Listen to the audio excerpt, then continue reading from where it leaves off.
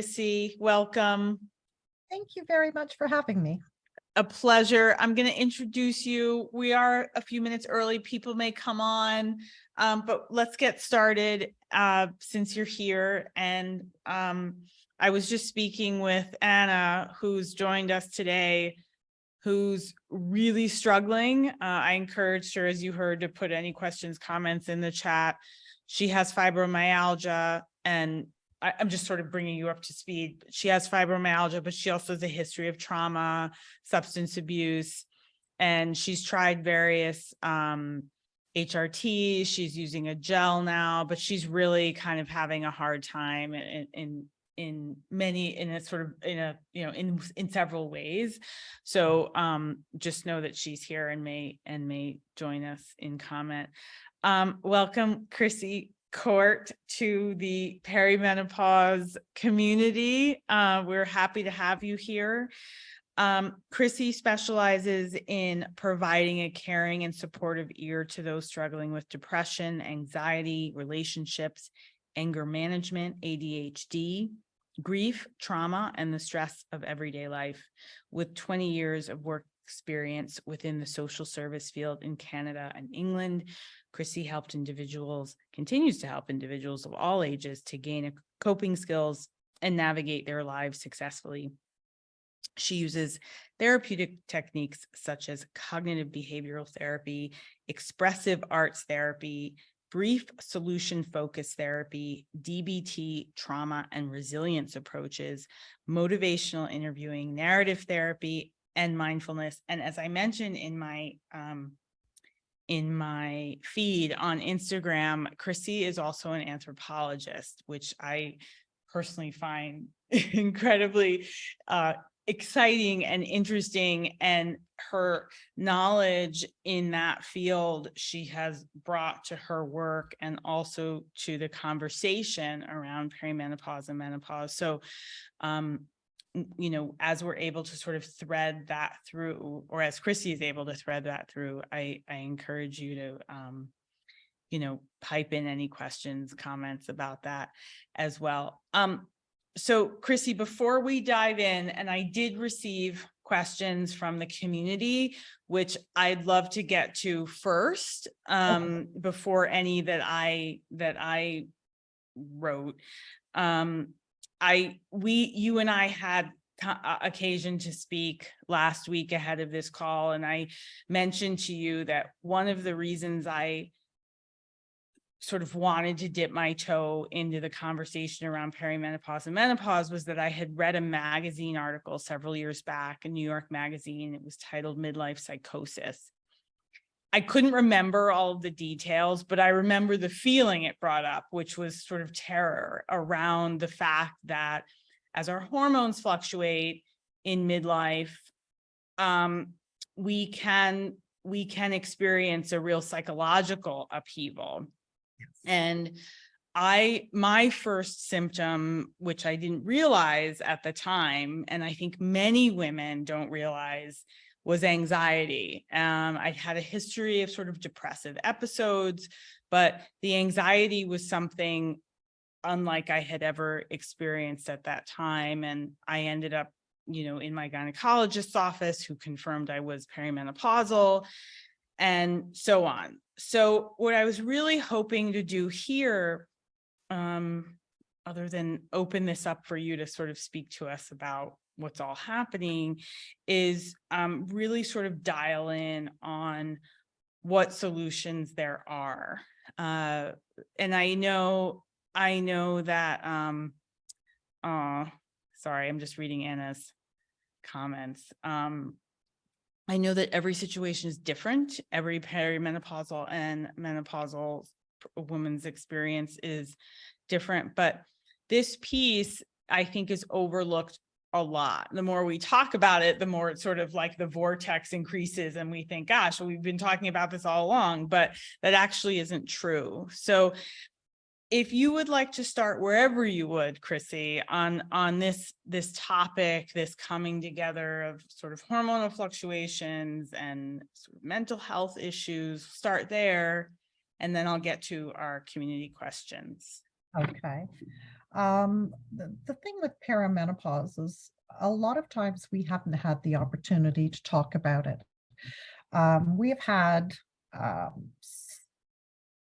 our bodies and our travels through our life changes have been kind of taken over by the wider bio-Western medical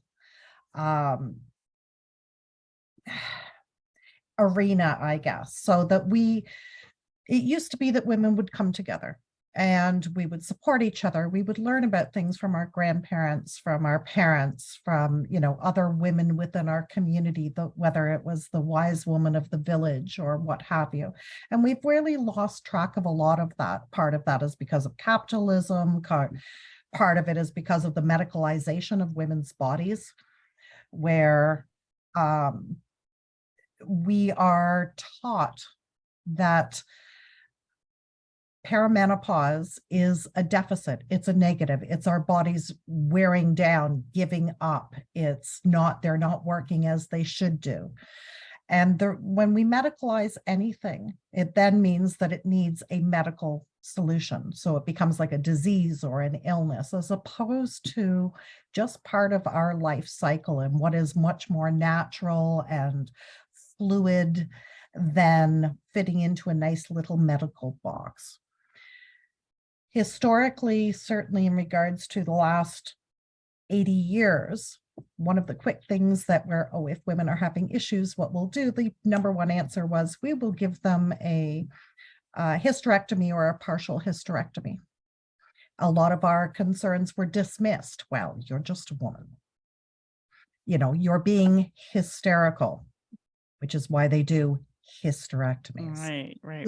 At one point many years ago. And because of that, we lost our community. We lost our ability to come together and to recognize this as part of our transition through our lifetime as a natural fluid progression. So we need to reclaim that.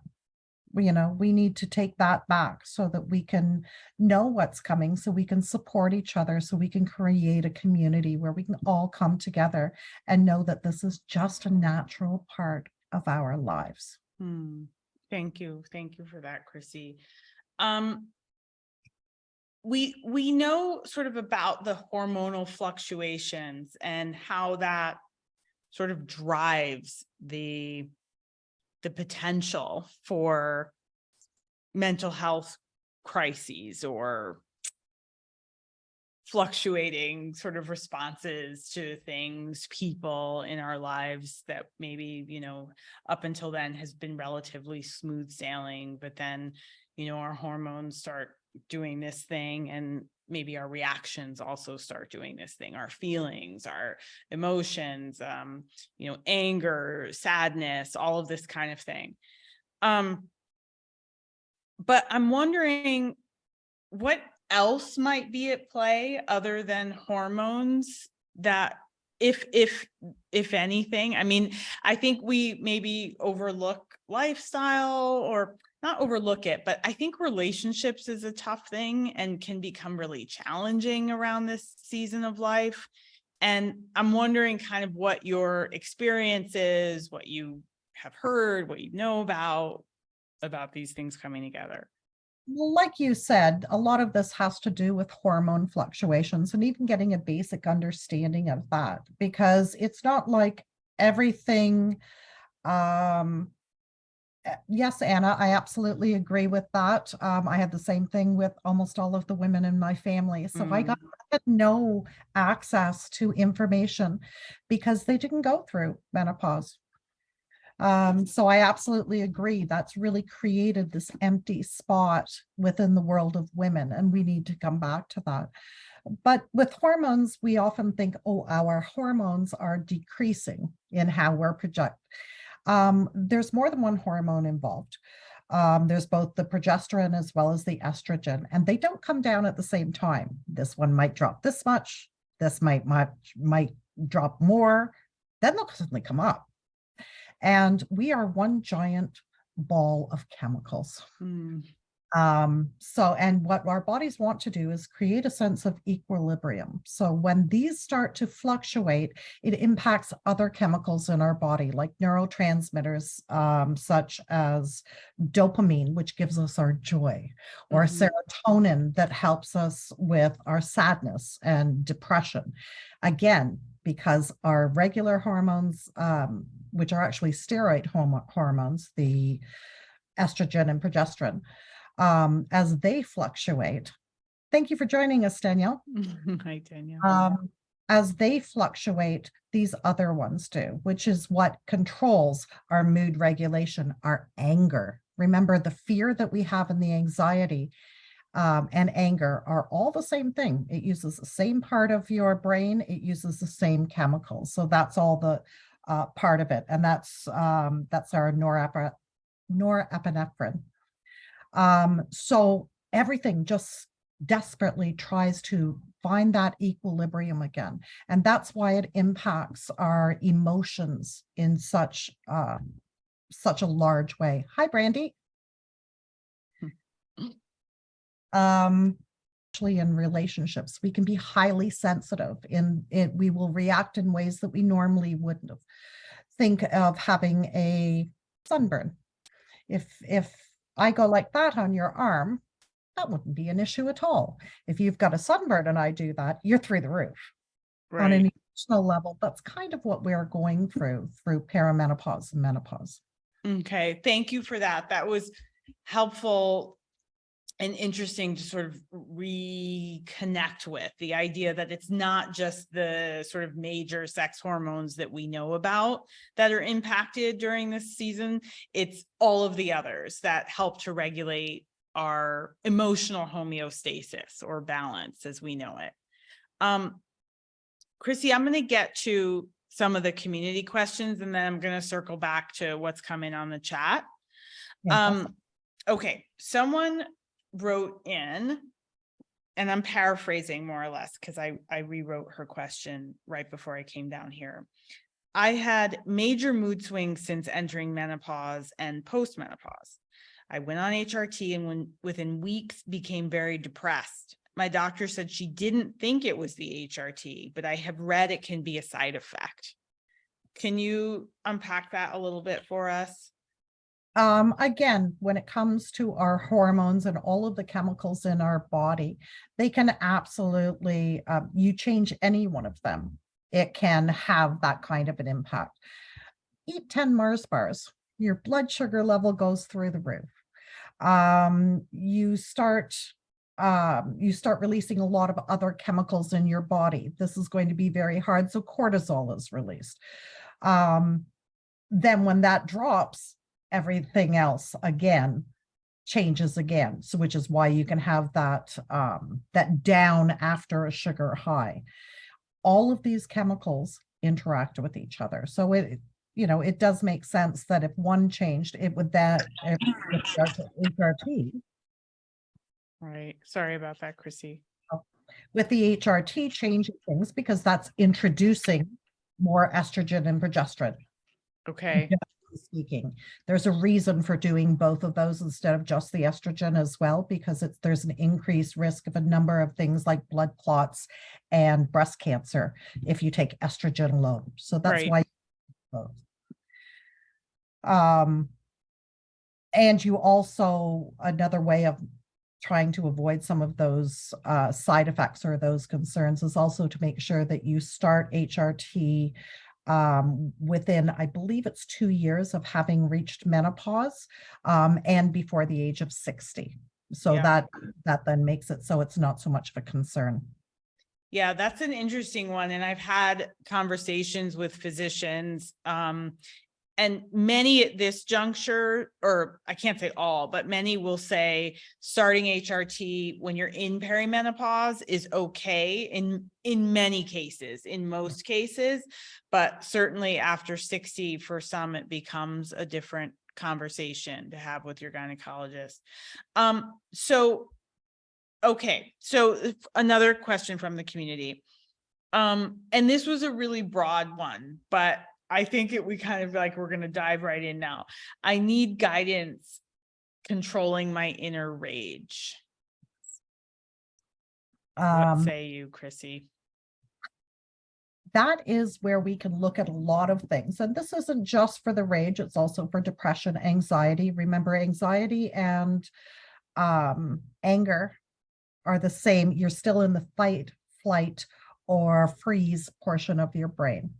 And the wonderful thing about that is it's in a different part of the brain from our thinking part. Our thinking part is up here in our frontal lobe. That's where we get things like decision making, intellectual thought, problem solving, and mood regulation. So if you're back here in the fight or flight, the two parts of the brain don't like to work together. So what we need to do is take you from that part where there is anger, anxiety, fear, and pull you into the front of your brain. And the way of doing, one of the really good ways of doing that is with grounding exercises, and which you can get through psychotherapy.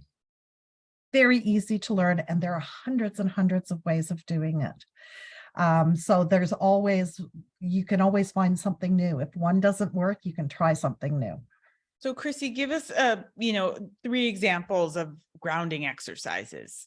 Okay. One of the ones that pretty much anybody who's gone to psychotherapy and has had CBT learn, 5, 4, 3, 2, 1. So sitting very comfortable in your chair.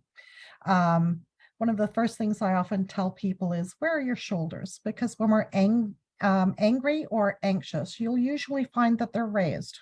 We protect our vulnerable bits. So you want to roll your shoulders back and sit comfortably.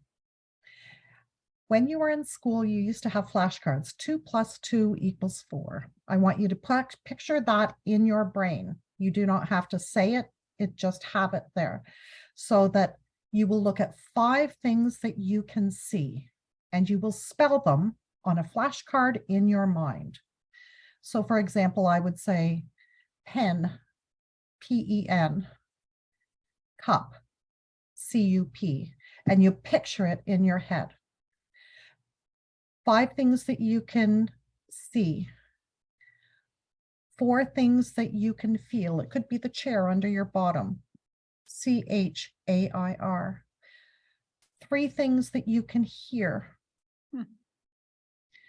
2 things that you can smell. It can even be the temperature of the air in your nose. Warm, W-A-R-M. And then you take your tongue and put it to the roof of your mouth. The one thing you can taste, which after you've been talking like we are right now, it's usually a metallic taste, M-E-T-A-L. It takes this part of the brain to be able to pay attention to those things and to spell it. So you pulled yourself from the back of your head into here. Another way of managing that is counting backwards from 100. That sounds easy enough. Now try doing it by 7s. Oh. Yes. Oh, please do so. Show everybody. I am so not good at, I'm not good enough at math to do that. I could maybe do 2s, but not 7s. But I love that. That is, okay, go on. I'm sorry. Because you have to concentrate so hard to be able, it's supposed to be that difficult. You have to concentrate so hard, you're pulling yourself into that part of your brain. Another thing that works very well, if you drive a car, I'm sure that if you go on a familiar route often, sometimes we find we're driving along and it's like, oh my goodness, I didn't even notice I drove through the last 2 towns, because you're off in your head. What we want to be is mindful and bring ourselves down and increase that focus. So the reason we can do that is our brain fills in the blank spots. Even though we're not actively thinking about it, we are in the background, right? So we don't want our brain to fill in blank spots. So you grab a book, absolutely any book. What will I grab here? There, John Bradshaw. We love this one for some of my addiction work that I do. Excellent. So you open it to any place within, you go down to the bottom right-hand side and you read it in reverse. Heartstrings, you're on, pulling self. Toddler, you're to listen. It doesn't make any sense. So we can't fill in the blanks. We have to focus on it. Wow. So go on. I'm sorry. If anyone's had a Facebook post where they take all of the vowels out and they say, if you can understand this, you're a genius. Mm-hmm. The brain just fills in the blank spots. So if we do it that way, it forces you to focus, which automatically brings things down. These are excellent examples. I thank you so much for each of them. And just to sort of highlight, the purpose is to bring focus to the present, and in so doing, kind of turn down the dial on that feeling of inner rage, as Yes. that one woman mentioned. Okay, so let me ask you this. Let me ask you sort of like for an illustration, because I'm thinking, you know, in this person's case, who knows what it is that feels like triggery to her when she wrote this down, you know, when she wrote this in to me. You know, inner rage is broad, it can be anything, right? But if you're experiencing that feeling, or maybe you don't even know, like I would sort of go backwards. It's sort of, how do you know when it's coming? Because that's part of the challenge too in perimenopause. I think when your hormones are dictating so much, there's a lot of you know, the unexpected, right? And so how can you kind of corral all of this given the tools that you just gave us? That is also around mindfulness, of being really aware of yourself and paying attention to how you feel, being able to use self-reflection, being able to almost do a body scan of what you're. With anger, for example, there are physiological things that happen. A lot of times people will say, oh, it just came out of nowhere. No, it did not. There are physical signs that you can recognize before that when we go into the fight or flight. Our heartbeat will increase. Sometimes we'll get sweaty palms. Our breathing will change. Sometimes you're gritting your teeth, or you'll feel that physical tension.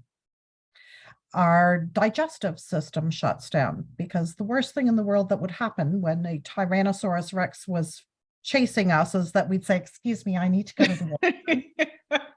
You've done well for mankind. Right. These are all things our body automatically does when we go into the fight or flight thing. If we can, it becomes like a mountain. You can only go so far when you're still able to control it. Once it hits the top, you have to wait for it to come down a little bit again. So you want to be able to catch it before it hits the top of the mountain and blows. So we have to be very, and that's when we have to say, okay, you know what? I need to step back. I need to remove myself. I need to end the conversation. I'll be back in 15 minutes after I make a cup of tea or run around the block or whatever it is that you need to do. Because if you're angry, we don't want to be reactive and get into disagreements. Because again, if you're back here in the fight or flight, you're not in here with the problem solving and the mood regulation, which is where we want you to be.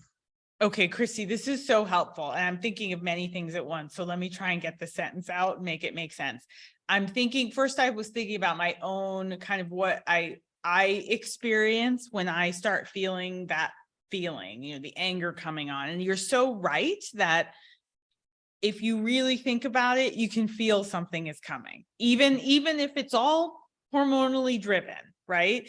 And so it got me thinking, I tend to, like, I'll breathe up here. I realize that I'm breathing in a shallow manner, right? Nothing's making it into my chest. It's all like here. And then it got me thinking, if you would sort of lay out for us a bit, maybe 3 things. I don't mean to keep giving you a countdown, but just a few things that for not only women in midlife who are experiencing perimenopause and menopause, but for those who are pre-perimenopausal, who are here in this community and sort of thinking about what's coming. And I think this is so helpful to frame for people, whether you're in it or not quite in it yet, or you're past it for that matter, is what can I be looking for? How do I begin this exercise of mindfulness so that I can bring myself from the back brain to the front and kind of corral my own behavior and my relationships? And I love that you're also looking at people before they actually start perimenopause, because all of these things happen long before we ever Yes. hit perimenopause and menopause. Every time you have a child or a pregnancy, every time you have menstruation, you're going to have these hormonal fluctuations to a greater or lesser degree. We all have heard of PMS. Not everybody has different variances. Sometimes it's mild, sometimes it can be extreme, sometimes it can always be extreme, which is where you often have to look at medication to help with that piece.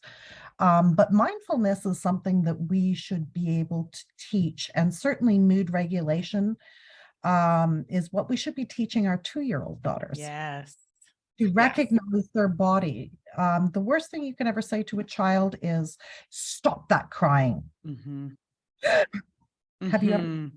you're a child, Yes, that absolutely. Yeah. you're Mm-hmm. trying to swallow it down, Mm-hmm. right? Mm-hmm. Whereas we don't want that. We want to be able to feel what we're feeling, to recognize those emotions, to name those emotions so that we then know how to deal with it. And if we can learn those skills when we're little, then when the bigger things happen, like um, going through puberty, Mm-hmm. um, you're better able, you have a good foundation to be able to do that, and throughout life thereafter. Terrific. Thank you. Thank you for that. Okay, so let's move on. One more question from the community. How to deal, and this sort of threads into everything we've been saying. How can I deal with everything and everyone? How can I deal with everything everyone does being so bothersome and causing raging outbursts? Okay. Um, the biggest part of that I find for women is often around self-compassion. We are very good at sacrificing ourselves on the altar of family. And we're taught this again from the time we're teeny tiny little tots. Here is your here's your baby doll. Hold your baby doll. Love your baby doll. You look after your baby brother.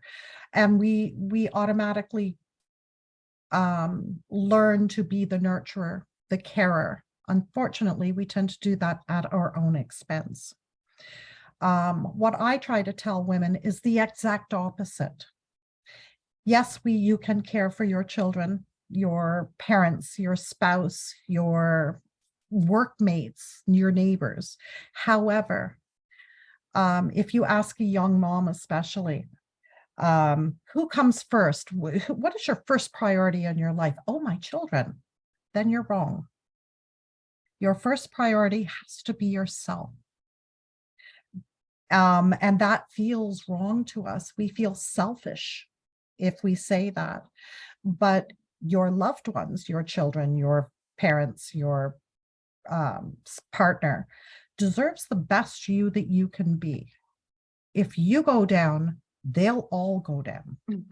Therefore, you have to allow yourself to be the best person you can be by focusing on taking care of yourself first, so that you can then take care of others around you. They deserve your best. And so do Right. you. I want to get back to sort of, before we spend a little time in the sort of the larger anthropological conversation, if we hopefully can get there. I'd really like to. A couple of things. The first is, we hear this often in the community that, oh, Tracy, that's a big question. I will get to you in 1 second. One second. People who've been previously diagnosed with depression, with maybe borderline personality, with things that might sort of become heightened, really dialed up, feel out of control in perimenopause. What might you say to those people? Well, borderline personality disorder is entirely different from depression, anxiety, that Yep. sort of thing, although they can accompany that, right? But that's a Mm-hmm. totally different classification of within the DSM. Mm-hmm. But absolutely, studies have been really clear that if you have had struggles in the past with depression and anxiety, you are at a higher risk Mm-hmm. with perimenopause and menopause. And on one hand, that actually, I love that way of putting it, Danielle. That's fantastic. You're absolutely right. Um, One of the opportunities that gives us is to be able to say, um, to learn coping skills then, which will continue to be of use as you go through perimenopause and menopause.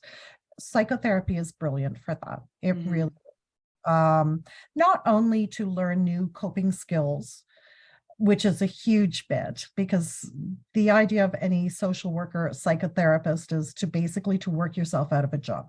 Right. Of course. Yeah. I often say to my clients, my job is to hold your hand through a little bit of your journey. You already have the strengths within you. My job is to just kind of remind you, because sometimes we forget how Mm-hmm. good and how amazing we are. I'll hold your hand for a little bit of your journey. I'll shine a flashlight on those to remind you of what your strengths are. And I might teach you a few little tricks of the trade, but that's not a big deal. And then you will kick me to the curb where I belong, Right. because you Okay. don't need me forever. You don't need a crutch. You just need the tools to be able to be strong for yourself. Great. Thank you. All right. I want to get to this question here, comment.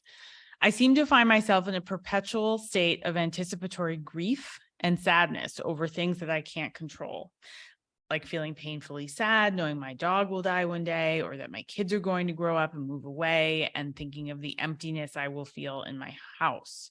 Intense sadness if I see an animal or child isn't being cared for. I seem to spend a lot of time in that headspace, and it's making me so down. Life feels heavier than it should, and I don't know how to stop letting those thoughts cause intense emotions. Thank you so much for sharing that. Chrissy, if you Very could speak to that.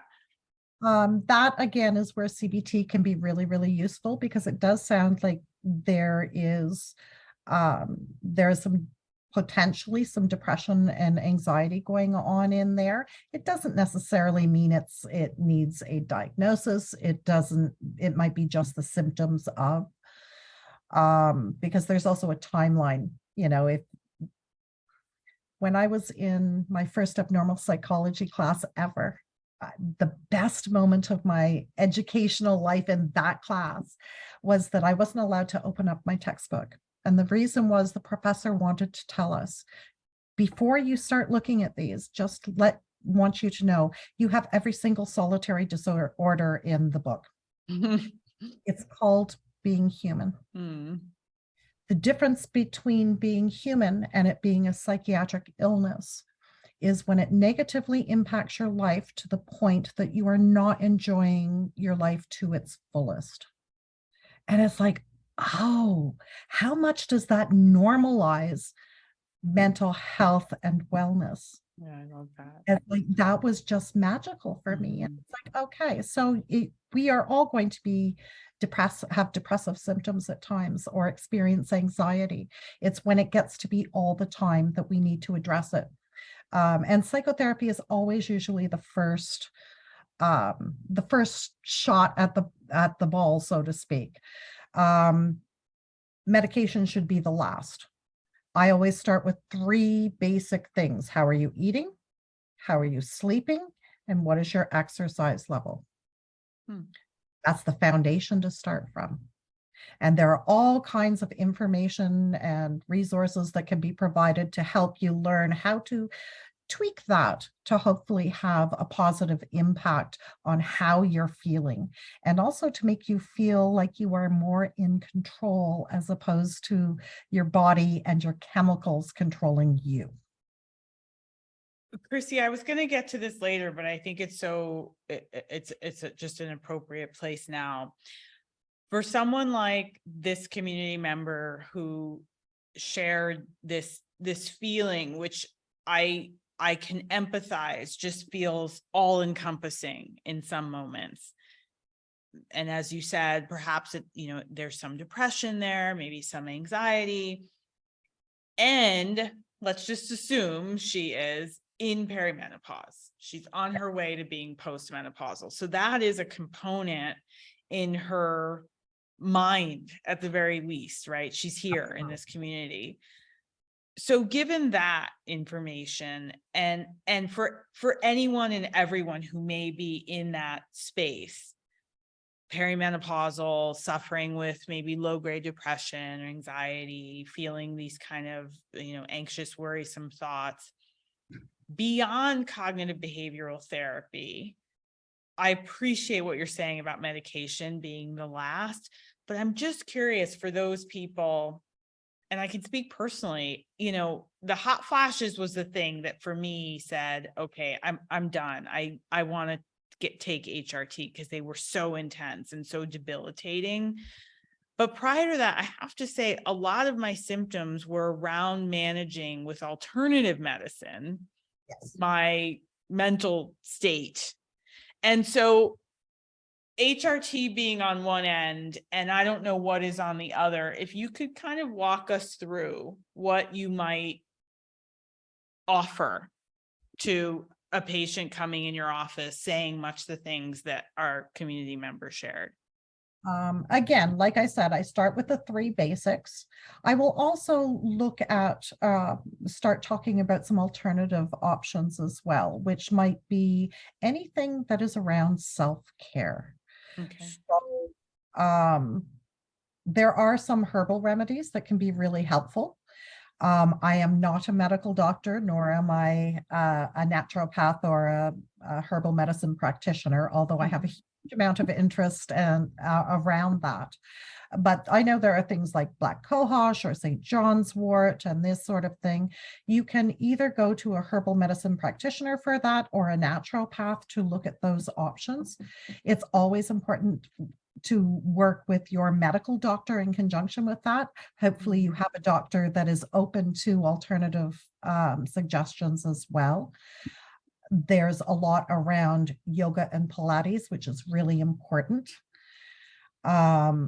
There are things like massage therapy, which can help reduce a lot of that anxiety as well. Acupuncture is a possibility as well. Chinese medicine, there's some amazing things that they have as well. So you really need to think outside of the box. I wish that there was one magic, here's the answer for everybody, but it's not. We are all entirely different people in every possible way. And so it's going to take a unique answer for each person. But the more we learn from each other about all of the options out there, the more chance we have of finding the right solution for us. Yeah. I'm moved by what you say and offer too. And first of all, just to kind of highlight eating, sleeping, movement. How are you doing each? Yes. It sort of look within and explore those things for yourself. And I believe what you're saying is those three things are particularly informative in terms of very much so. How you're doing. Your sleep, for example, we would want to look at your sleep hygiene. So what are your practices? There are kind of rules around sleep hygiene. Okay, nobody's allowed to leave the podcast because I say this, okay? No screen time 30 minutes before That's bed. a big one. Yes, yes. And I know that the world of TikTok and Instagram, you will miss us if we're all gone. However, there is a blue light that's emitted that interferes with our ability to get into the correct level of sleep. So that's why you have that 30 minutes. Think back to being a mom. If you have had children, you kept routines with the babies. We don't change any when we're adults. We need repetition. You go to bed at the same time, you get up at the same time. If you go and have a shower or a bath, you have that same shower or bath every day. Your bed is supposed to be for sex and for sleep, nothing else. Don't do your taxes, don't fold the laundry, don't watch TV, really don't watch TV. All of these things, our body creates muscle memories.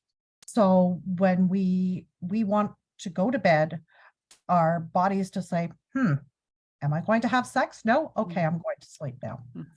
And that will actually help. Sometimes insomnia can be a piece of perimenopause and menopause as well. So again, there are some things like melatonin that you can look at, some things like lavender, oil of lavender, and diffusers that can help with this. There's some magnificent, oh my gosh, I love these so much. There's some magnificent things you can look at around music and even YouTube's before that half-hour period, that can help with the relaxation piece beforehand. There are very, very many studies that show the correlation between lack of proper sleep and your mental health. If you doubt me, there's a reason why sleep deprivation is used as torture at Guantanamo Bay. Right. It is imperative that we get the appropriate amount of sleep for us. For some people, that might be 6 hours. For some people, that might be 10. But we need to get that. That's very important. With food, same thing. We need the right nutrients, because as everything is going all over the place chemically, food can help even that out. The Mediterranean diet is one that's actually really good for that. Right. And exercise, same thing. This releases a lot of positive chemicals in our bodies, including some of our happy chemicals like dopamine and serotonin. It also helps with the weight gain that seems to come with perimenopause and menopause too. Yeah. Thank you for that. I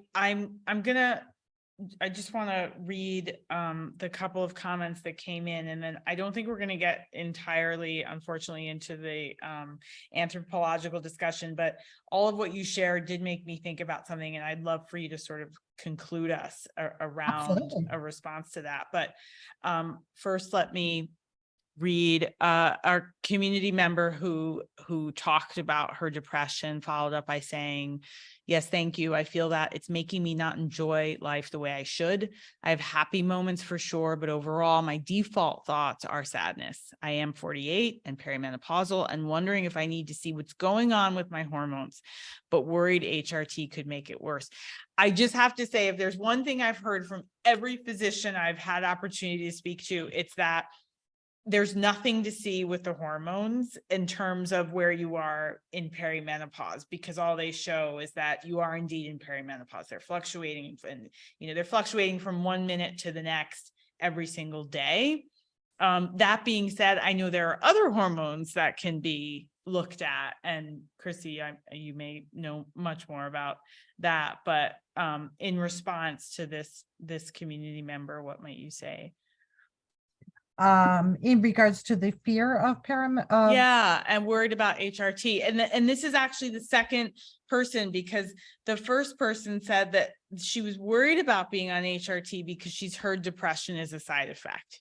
And so to this person's comment, I think it's much the same, that how do you sort of combat that? Or I mean, maybe you don't go on HRT at all, but if you've tried it and you find that it's making you depressed, or if you're concerned about trying it because it's making you depressed, what are you left with? There is nothing, as far as I'm aware, that says that there's a correlation between HRT and depression, as in it causes it. It doesn't mean that it can't happen in relation to it, but because of everything going kind of doolally, it's also, there's other things we're going through besides just the hormones too. We have taken in a lot of messages, and we are a very youth-centric society in the West. So we very much look at, 18, our glory days were 18 when we were in high school. So if you're now going into perimenopause and menopause, does that make you old? If you can't have children, does that make you less than? Certainly in regards to when you're feeling this irrational rage at times, or depression, or whatever these feelings are. Am I crazy? Mm-hmm. Because we do see that. Oh, yes, I knew that woman. You know what? My dad lived or worked with somebody, and their wife went crazy as soon as they hit the menopause. Right. And it's like, Yeah. was it that, or what else was going on in their lives at the time? We're often stuck in between caring for parents and Yes. children at this time. We are changing who we are. Our children are leaving home. We have put all of our time, energy, and focus into our identity as a parent or as a sexual object or whatever it is. And now it's like, but now who am I? I don't even know. Is this over? Is this it? Whereas if we actually reframe that and don't look at it as an ending, but an opportunity and a beginning, there are some communities that look at it as, oh my goodness, I'm free. Mm. There are some communities where they will actually, within the world, um, where they will now be eligible to be, women are now eligible to be spiritual leaders that are, Right. they're free from all of the constraints that happened before when we Yes. were. Yes. I recently learned about this. It was fascinating. Oh, Yeah. it's amazing. Yeah. So it's not about, oh my goodness, I'm losing this. It's, oh my goodness, what am I heading towards? Yeah. Yeah. Right? Chrissy, that was so great and helpful. And you actually brought up several points that I wanted to be able to mention here, but there's so much to dive into and you've given us so much information, which I'm really grateful for. But the point about being a caregiver for parents, maybe still for children, this idea, the ideas of the notion, the messaging around aging that might be difficult.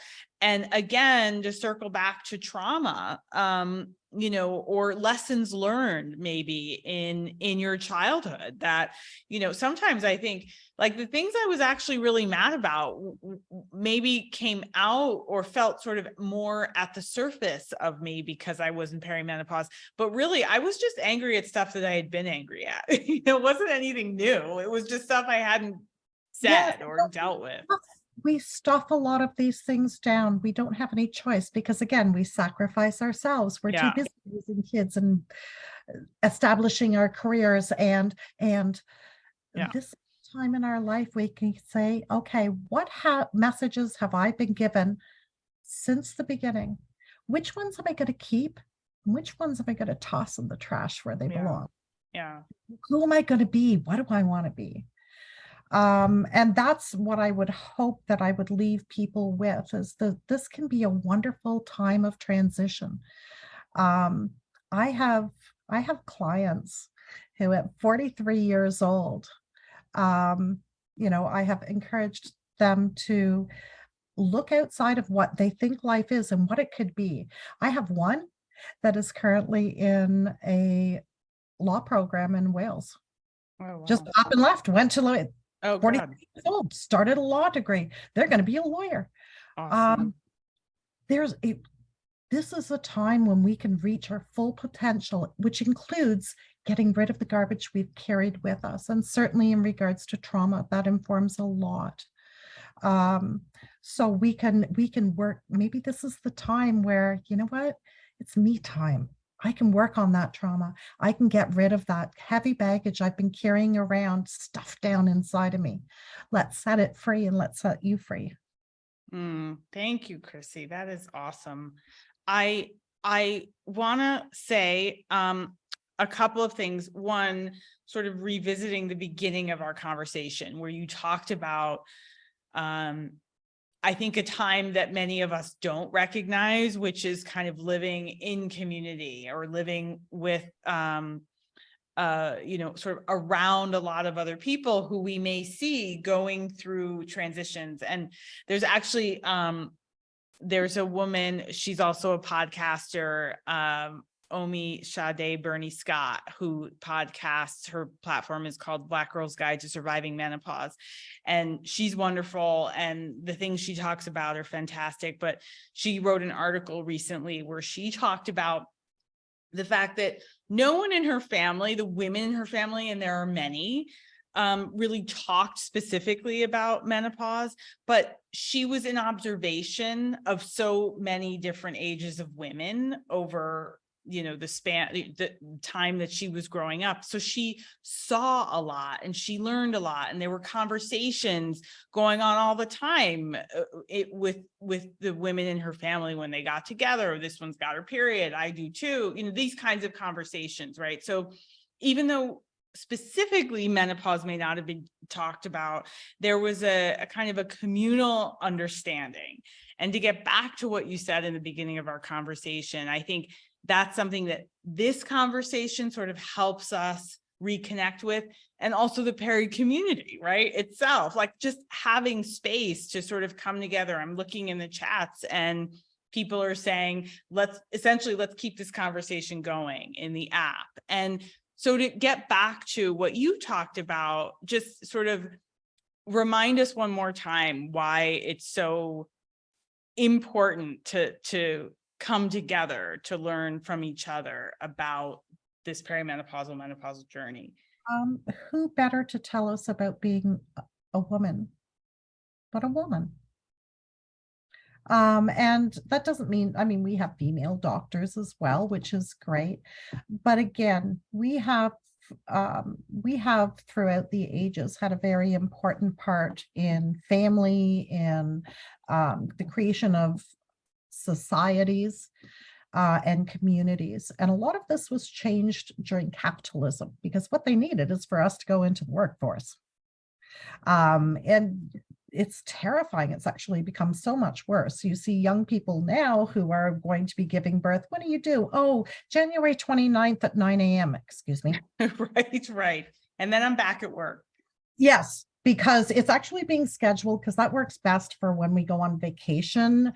And whoa, that is not how our bodies and how nature works. Right? We need to get back to that so that we can have a greater understanding of ourselves. And we need that support around us to help us get through these times, to learn new techniques. A lot of times I will say that we used to grow up in small towns and villages, and we had extended families. And we all went to the same schools and the same churches, or synagogues or what have you. And there was often a wise woman of the village. By the way, that's the woman that has already been through menopause, just to let you know. Mm-hmm. She was also often sort of like the healthcare provider. Absolutely. Will, right? Absolutely. Yeah. We were the gatherers. We were the ones who found the natural remedies, all of these sorts of things. We can do this again. We threw too much out. We threw the baby out with the bathwater when we brought in Western biomedicine. Don't get me wrong. Really like. Yeah. No. I hear you. However, science. We like science. They don't have to be dichotomy. That's right. They can work together. And we need to reclaim this. And nobody's going to give this back to us. We need to take it back. And the strong warrior women that we are. Yeah. Because now we don't have extended families. We can't go to Aunt Bessie. We barely have nuclear families half the time. And what ends up happening is people come to me. Not that I'm the wise woman of the village, nor am I claiming to be, but because there is a void there. Interesting. That's really very, very interesting. Chrissy, I've so enjoyed speaking with you. I want to also, because we're talking about sort of mental health stuff, if you'll just bear with me a second, Chrissy, I want to let everyone know that Peri has a journal. I don't know if you guys can see this. It's called the Perimenopause Journal. It is fantastic. I believe you can find it certainly on the website, on the app, but it's, I think in many ways, sort of a beginning, if you will, around all of the things that we talked about here, all of the things that are going on for women pre, peri, postmenopausal, the beginnings of a resource that will only continue to grow and grow and grow. It's voices of women in the community, it's voices of specialists, entrepreneurs, thought leaders, scientists that we've had opportunity to speak with about all kinds of things, from mental health stuff to physical fitness. So I encourage you to take a look at it. And to your sort of point, Chrissy, it's a place to practice methodologies, exercises that will help you hopefully sort of home in, look within, figure out and strategize what works for you, what you might want to explore further. Chrissy, I really would love opportunity to speak with you again more. Anyone who's heard me drone on and on really knows that I'm particularly interested in sort of cultures around the world, cultures within our own country, communities in our own country, communities around the world that are, you know, people are going through perimenopause and menopause. And I would so welcome opportunity to talk to you about that piece again. As an anthropologist, I would just welcome hearing everything and anything you've learned and experienced and explored with women around the world. Thank you so much for joining us here. Welcome to the community. We love having you here. And thank you to all who contributed and joined us here this afternoon. This has just been an incredibly rich and helpful conversation, I know, to everyone here. So thank you, Chrissy. And thank you everybody who joined in. I really appreciate it. I hope that even if it helps you a tiny bit,